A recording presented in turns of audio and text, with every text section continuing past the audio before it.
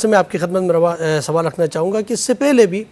عربوں میں مختلف تہوار ہوتے تھے، جس طرح مسلمانوں کے جو بڑے تہواروں میں عید الفطر ہے اور عید قربان ہے، تو عربوں میں کیا تہوار ہوتے تھے رسول اکرم کے زمانے میں؟ اس سے پہلے کہ اعلان نبوت سے پہلے کس طرح کے تہوار ہوتے تھے وہاں پر؟ دیکھیے، رسول خدا محمد مصطفیٰ صلی اللہ علیہ وآلہ وسلم سے پہلے بھی تہوار ہوتے تھے، اور جب رسول خدا محمد مصطفیٰ صلی اللہ علیہ وآلہ وسلم کے سامنے لوگوں نے کچھ ایسی نازیبہ حرکتیں کیں کہ جس کے لیے رسول خدا محمد مصطفیٰ صلی اللہ علیہ وآلہ وسلم نے ارشاد فرمایا کہ یہ تم کیا، رسول خدا سب جانتے ہیں لیکن وہ ان کے منہ سے پوچھنا چاہ رہے ہیں کہ وہ الفاظ ان کے منہ سے ادا ہوں کہ تم یہ کیا عمل انجام دے رہے ہو؟ تو انہوں نے کہا کہ یہ ہمارے لیے خوشی کا دن ہے، تہوار کا دن ہے، اس لیے ہم جو ہے یہ عمل انجام دے رہے ہیں، ہم رقص کر رہے ہیں یا ہم اچھل کود کر رہے ہیں۔ تو اس وقت اللہ کے حبیب نے ارشاد فرمایا، اور روایات میں ہے کہ سن 2 ہجری سے اللہ کے جب امت پر روزے فرض ہوئے اس کے بعد عید جو ہے وہ یہ تہوار ہمارے لیے آیا، تو اللہ کے حبیب محمد مصطفیٰ صلی اللہ علیہ وآلہ وسلم نے یہ ارشاد فرمایا کہ یہ جو تم 2 دن کی بات کر رہے ہو جس کو تم اپنے انداز سے منا رہے ہو، لیکن میں اللہ کا حبیب خدا کے حکم سے 2 عیدوں کا اعلان کرتا ہوں، اور پہلی عید یہ عید الفطر اور دوسری عید عید الاضحیٰ۔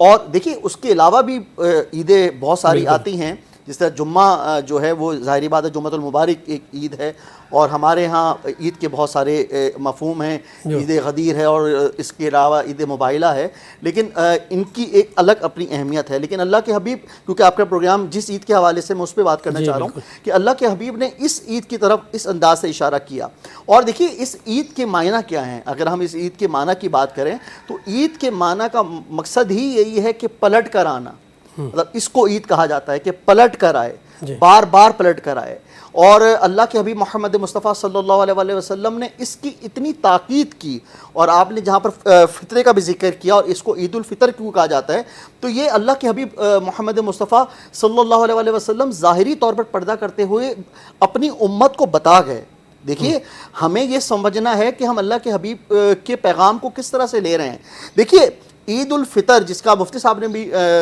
نشاندہی فرمائی کہ عید کیا ہے، جو عیدی کی بات آ رہی ہے، دیکھیے اللہ کے ہمارے اوپر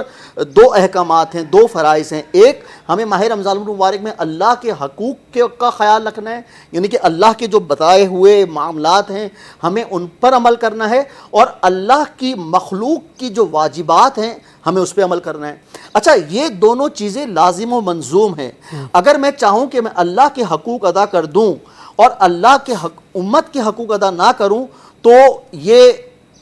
اس صورت میں اشکال آ جائے گا، جس کی مثال میں آپ کے سامنے پیش کرتا ہوں کہ پانی جو ہے وہ فقط میری پیاس کو بجھائے گا، لیکن جو روٹی ہے وہ میری بھوک کو مٹائے گی۔ روٹی پانی کی جگہ نہیں لے سکتی، پانی روٹی کی جگہ نہیں لے سکتا۔ یہ ظاہری مثال ہو گئی۔ اب اگر ہم اس کی دینی مثال کی طرف آئیں تو کچھ جو احکامات ہیں وہ اللہ کے ہیں، کچھ اللہ کے جو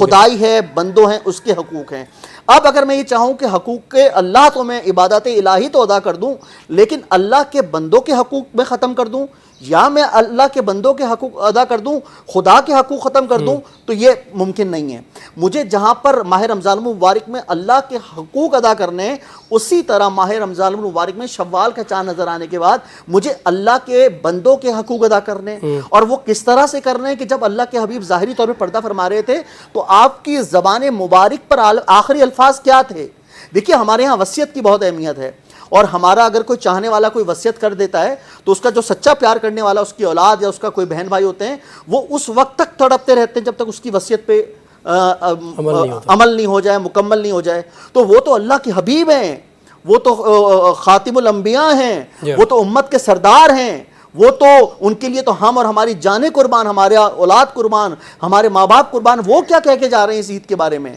اور فقراء کے بارے میں؟ اللہ کے حبیب نے یہ ارشاد فرمایا کہ نماز سے غافل نہ ہونا۔